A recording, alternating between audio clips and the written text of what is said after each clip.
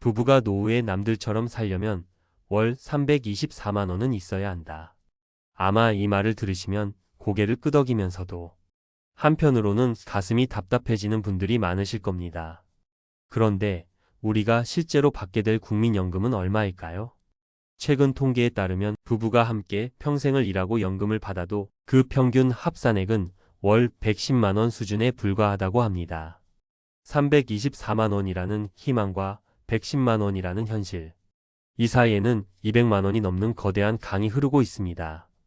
이것은 단순히 신문 기사에 나오는 남의 이야기가 아닙니다. 바로 은퇴를 앞둔 우리 모두의 이야기이자 어쩌면 몇 년 뒤 당신의 가계부에 찍힐 냉혹한 숫자일지도 모릅니다.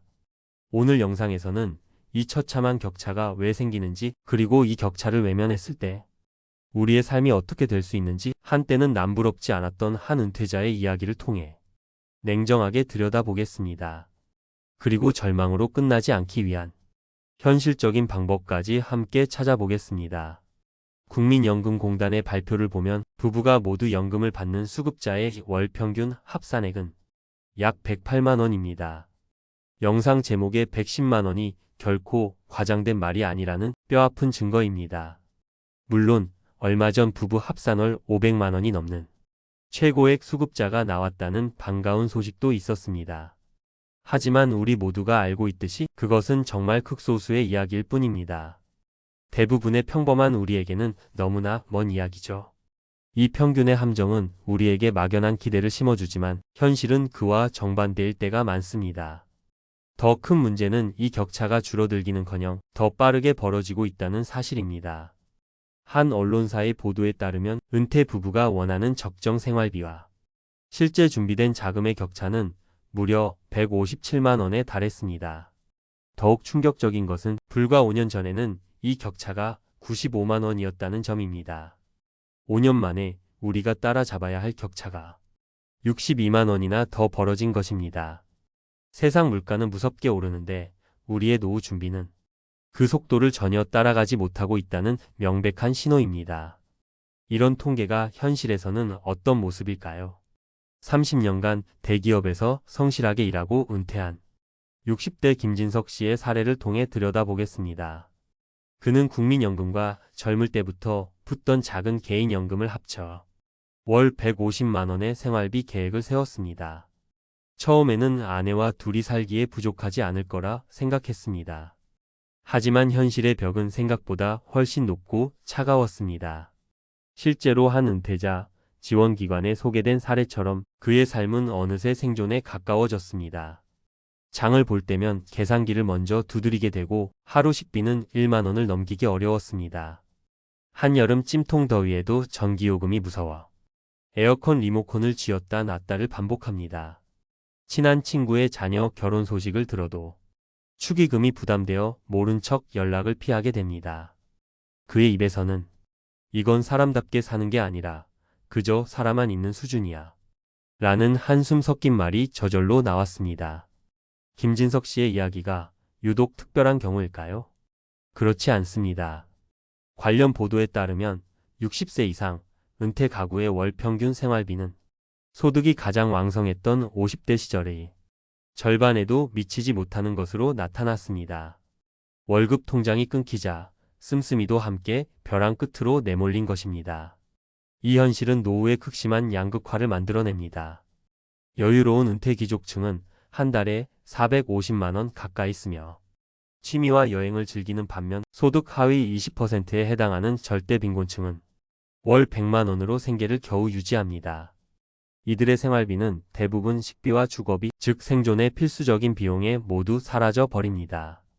여러분이라면 이 상황에서 어떤 선택을 하셨을 것 같나요?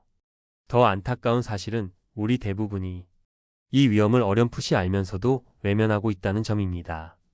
한 연구기관의 조사 결과 50대 이상 중고령층은 노후의 부부 기준으로 월 297만 원은 있어야 괜찮다고 생각하는 것으로 나타났습니다.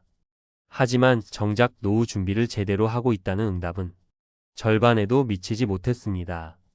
55%가 넘는 사람들이 막연한 불안감만 가질 뿐 아무런 실질적인 준비를 하지 않고 있는 것입니다. 설마 어떻게든 되겠지, 나중에 생각하자 는 마음이 우리를 더 위험한 상황으로 이끌고 있습니다. 자, 지금까지 우리는 암울한 현실과 우리가 빠지기 쉬운 함정들을 살펴봤습니다. 하지만 지금부터가 진짜 중요합니다. 절망만 하고 있을 수는 없으니까요. 이제 이 상황을 이겨낼 방법에 대해 이야기할 시간입니다. 월 100만원, 150만원으로 근근히 버티는 생활에서 가장 무서운 변수는 무엇일까요? 바로 건강입니다. 여러 전문가와 기사들은 공통적으로 예기치 못한 의료비나 간병비가 평범한 은퇴 가정을 파산시키는 가장 큰 위험이라고 경고합니다. 빠듯한 생활비에서 갑자기 수백, 수천만 원의 병원비가 발생한다면 그동안 간신히 지켜온 최소한의 삶마저 한순간에 무너질 수밖에 없습니다. 아프면 끝이라는 말은 준비 안 된 노후이 가장 현실적이고 무서운 시나리오입니다. 희망은 없는 걸까요? 아닙니다. 방법은 분명히 있습니다.